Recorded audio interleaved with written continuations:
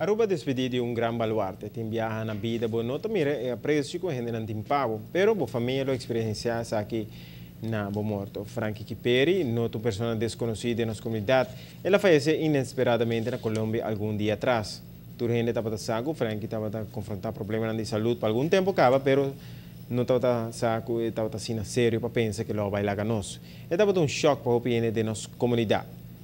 Frankie, maneira hopi estava iame, ta you, dia famoso apresentador de televisão Don Tico Kiperi, e também de uma família hopi bom conhecida em comunidade, de qual a maioria é uma dedicada mesmo na plano social, que está se obran caritativo para a comunidade. Kiperi a destacar e estava conhecido não somente para seu trabalho como diretor de Arubes, que ele desplegava para a Hopi Anha, mas também como uma pessoa que trabalha para o bem-estar da comunidade por meio de Aruba Lions Club, um clube do qual ele estava membro durante uma grande parte de sua vida e estava presidente do clube na Anha 2000.